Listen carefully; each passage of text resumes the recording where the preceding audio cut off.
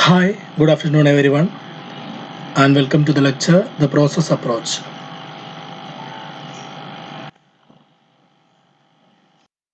So, the process approach. In the previous class, we discussed about various other approaches like institutional approach, group model, elite model, system approach, etc. So, in the process approach, we can also uh, find that in every system, a process is always there.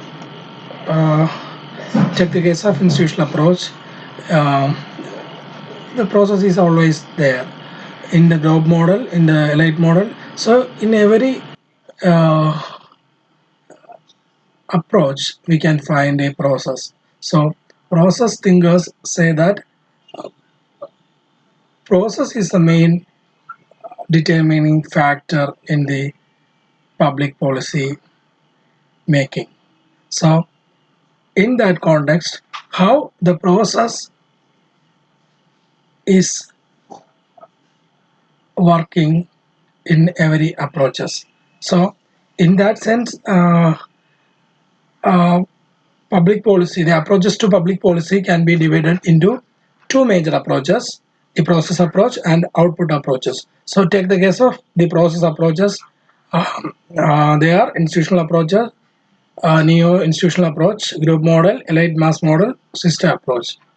So first we discuss about how the process is uh, occurring in these models, means institutional to system approach, and then we discuss about how the political process is working actually in the making of public policy. So that is very important in the process approach.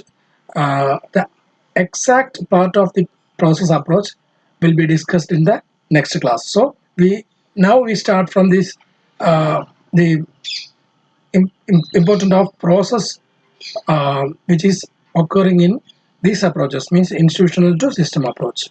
Okay. Institutional approach is based on the premise that the government institutions have a direct and indirect impact on the policy process. It suggests that the basis of public policy lies in various institutions and organs of state, means legislature, executive, judiciary, etc. And political parties and pressure groups have a major role in making public policy. So uh, when we take the impact of pressure groups and interest groups, or even public opinion, all these factors are coming into the system, means into the institutions, and only institutions have the legitimate power, or they are authentic to make the policy. So we must consider the part of institutions. That is the concern of institutional model. They say that in a democratic society, a state is a web of government structures and institutions. The state performs many functions. It strives to adjudicate between conflicting social and economic interests. The positive state is regarded as the guardian of all sections of the community. It does not defend the predominance of any particular class or community. It tries to protect all economic interests by accommodating and reconciling them. So, in the society, there are number of social groups are there, but the state is considering all the social groups equally and giving them adequate policy. So we must consider the part of policy, institutions of government and the state. It is the um, it is the advocacy of uh, institutional model. So in the pluralistic society, the activities of individuals and groups are generally directed towards governmental institutions such as legislature, executive, judiciary, bureaucracy, etc. Public policy is formulated, implemented, and enforced by government institutions. So influences are there, but only institutions are making policy. So this gives public policy three different characteristics. So Government institutions give public policy legitimacy, means legal obligation that command loyalty of the citizens. The application of public policy is universal. Only government policies extend to all people in the society. And finally, public policy involves coercion, means force. That means the government can legitimately imprison violators of public policy. So, legitimacy, universality, and coercion can be considered as the basic characteristics of policy which is made by the institutions of the government, means the institutions of the state. So, in policy making process, power is exercised by different individuals and groups such as prime minister, member of parliament, bureaucrats, leaders of interest groups, etc.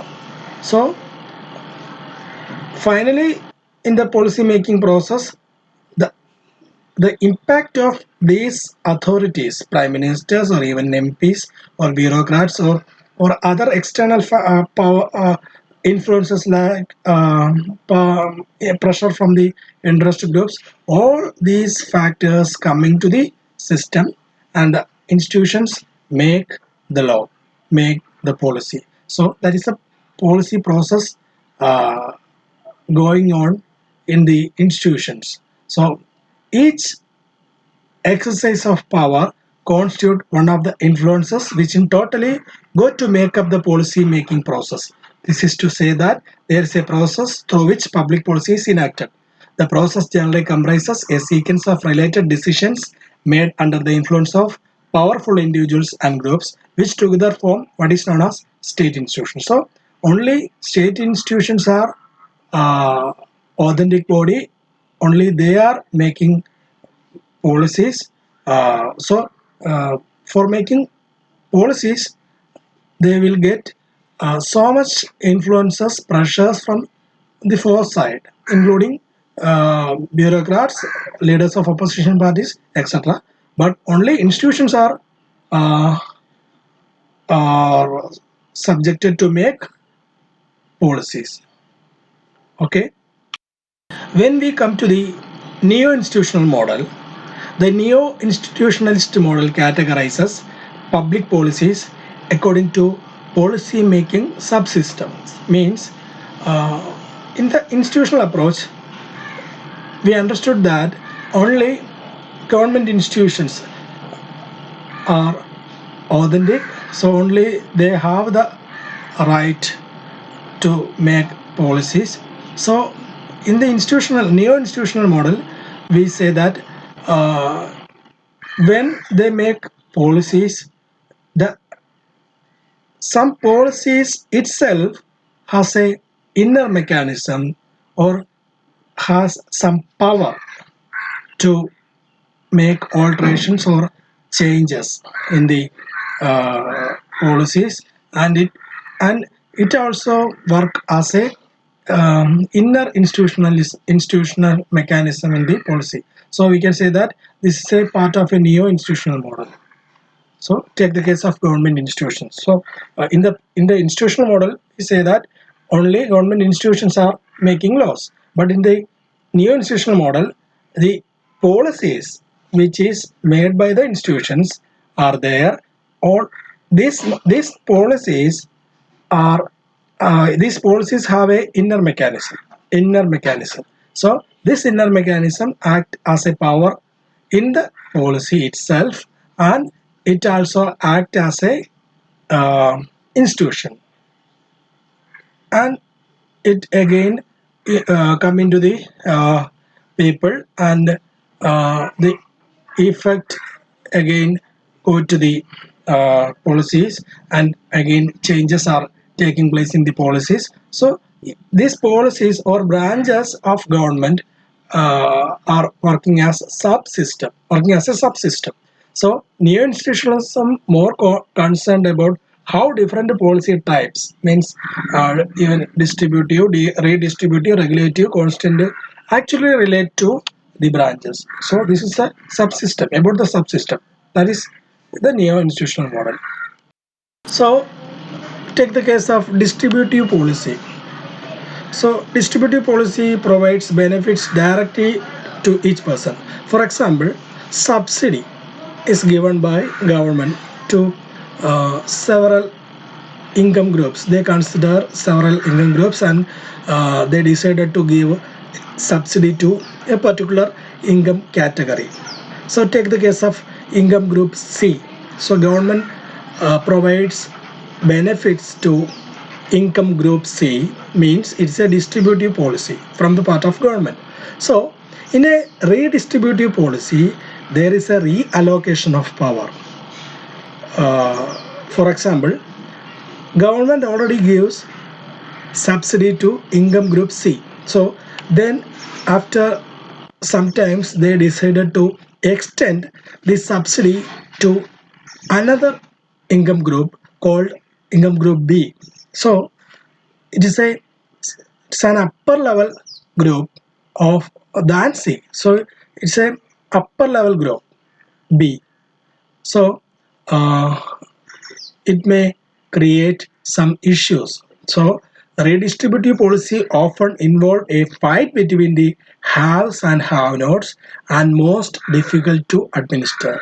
But the policy itself have a power in it. Means policy itself create a institutional mechanism in its policy. So we must consider these institutions too in the policy analysis process. That is the concern of the neo-institutionalist model.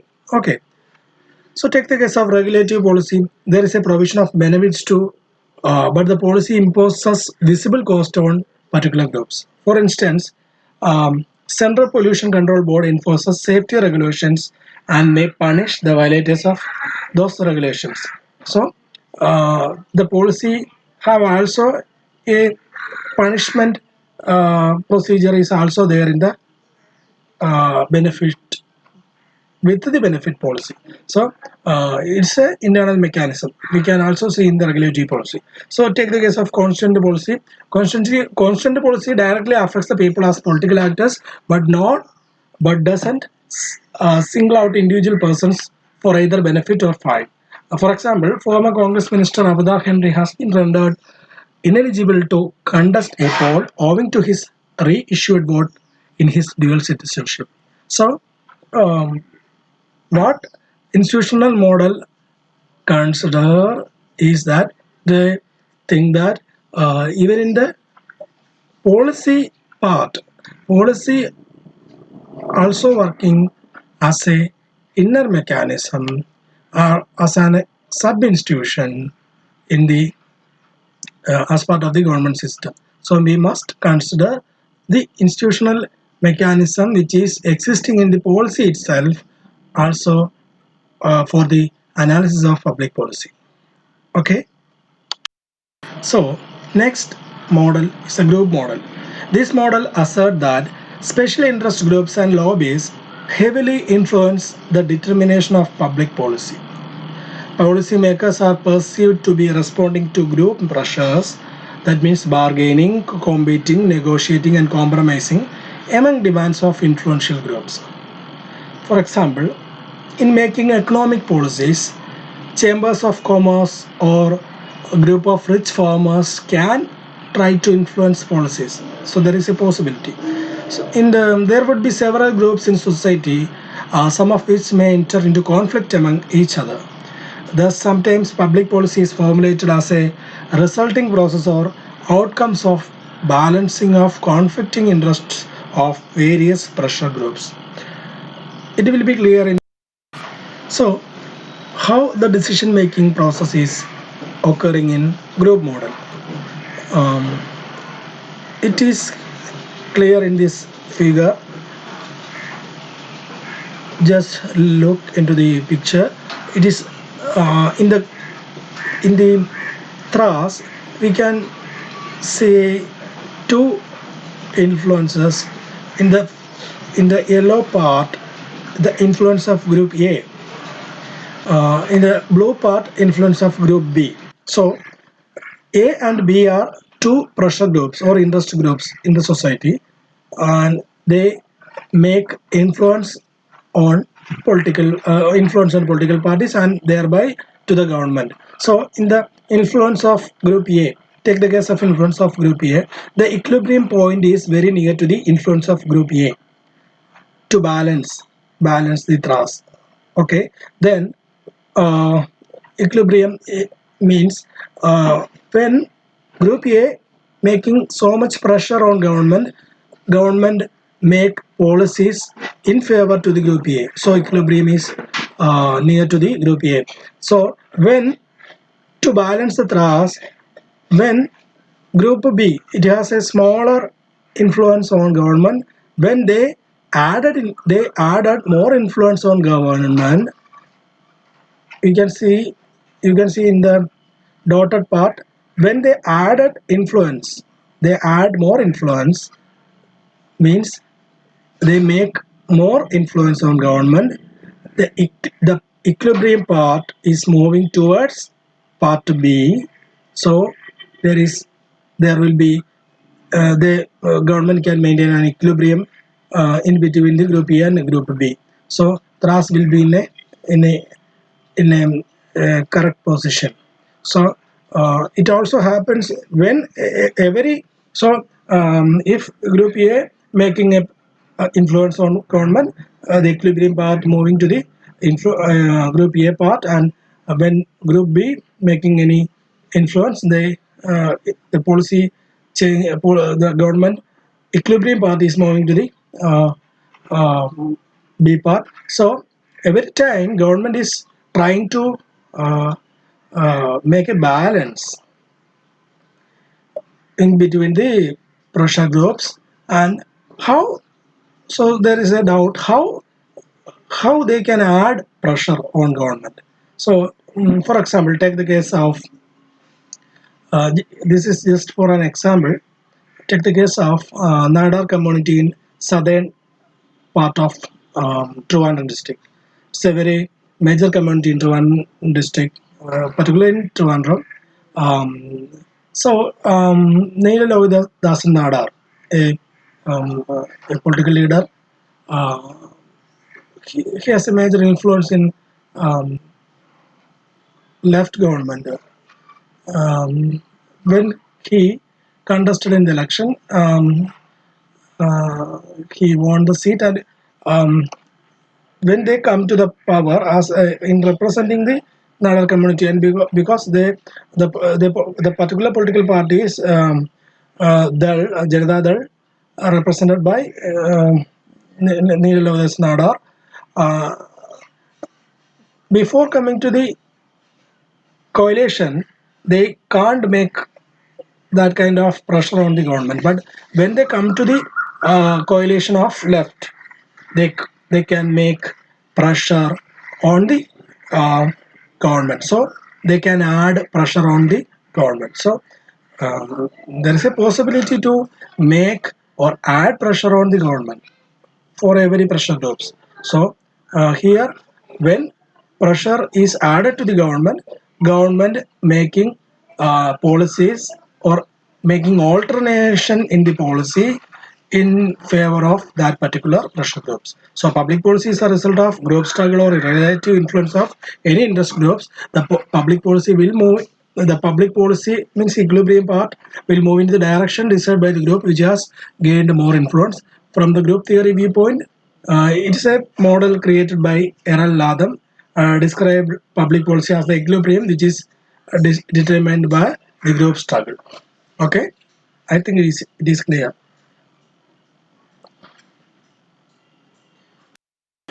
So what is elite mass model?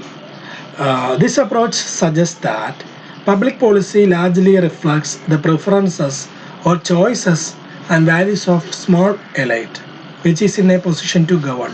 This approach suggests that the majority population is somewhat passive and most people are not so well informed as to be able to influence policy. Decision making according to this model is a process which works to the disadvantage of passive mass. For example, take the case of online education system. It's a decision taken by the government in a particular condition. So how they taken the decision? Within a very limited time.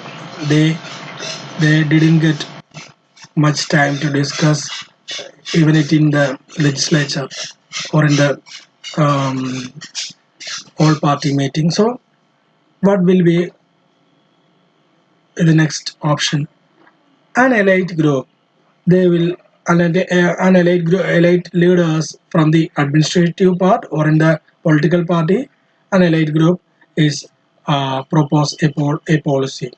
This is the best um, decision. This is the best action for tackle the situation. So they took the policy into effect, and actually the mass, they do not understand actually what will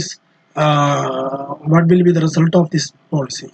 So there will be confusions, but these confusions has no role in the uh, in the part of elite. So only elites make some policy, and mass means the great chunk, the majority of the population are the mass. They have they somewhat passive, and most people are not so well informed as to be able to influence policy. They can't influence this kind of policy. But in an environment which is characterized by apathy and information distortion, elites influence mass opinion on policy issues more than masses influence elite opinion. So, the influence, while taking the case of influence part, elite getting more chance to influence policy, whereas mass population has never get such an opportunity to influence or making changes in the policies based on this elite mass model. So take the um, figure. It is a model by Wright Mills.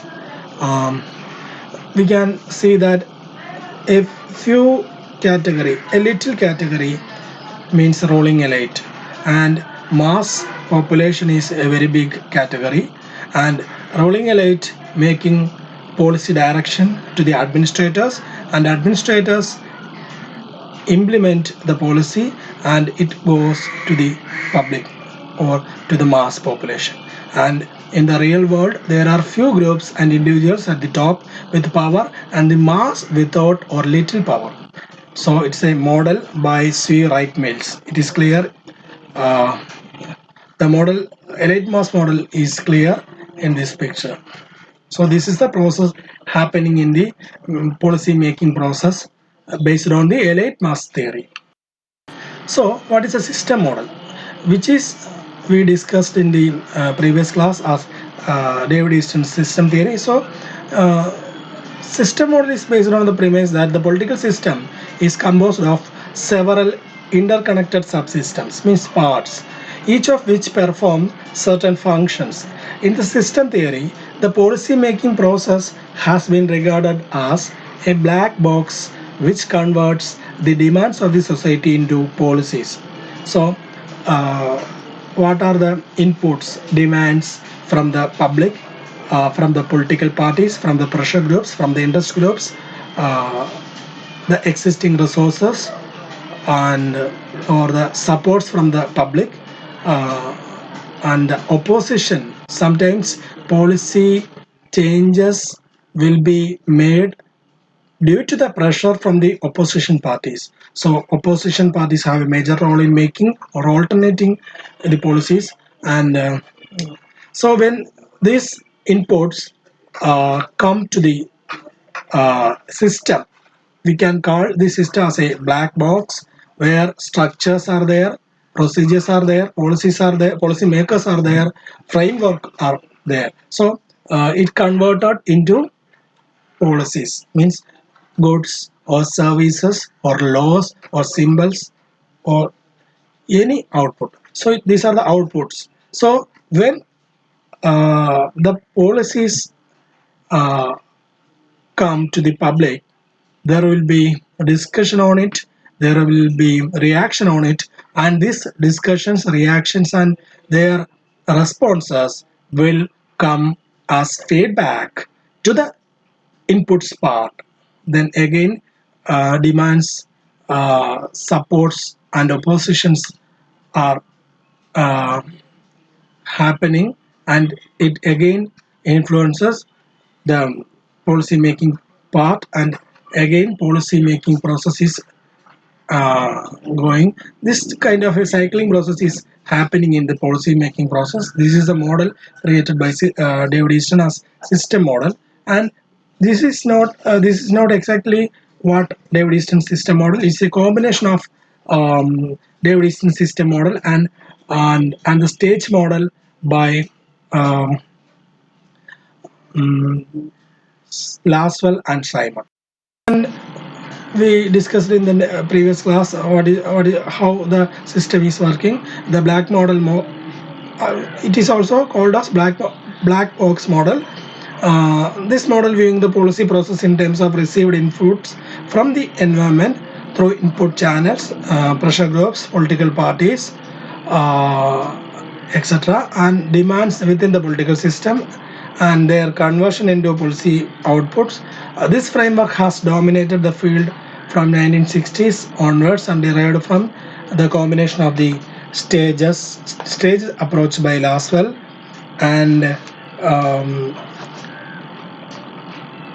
Laswell and Simon, and policy system model by David Easton. So what means by supports? Supporters of political system consist of rules, laws, customs, which provide a basis for the existence of a political community and authorities. The support is rendered when individuals or groups accept the decisions or laws. Supports are the symbolic or material inputs of a system. What is environment? Environment is a condition or event defined as external to the boundaries of the political system, and outputs mean they are the authoritative allocation of values as said by David Easton, and outputs are the policies or the decisions taken by the government, and feedback are the responses on the decisions made by the government by the public are the feedback, and it again come to the inputs part, and this process is going on. So this is the process happening in the political system to make law or making public policy under the theory of system model or black box model, derived from the theories of stage model and system model by Laswell, Simon, and David Easton respectively. So these are the references. So we discussed how the process is working in every parts, every models, and in the next class we will discuss very detailed in the about the process approach. Okay, thank you.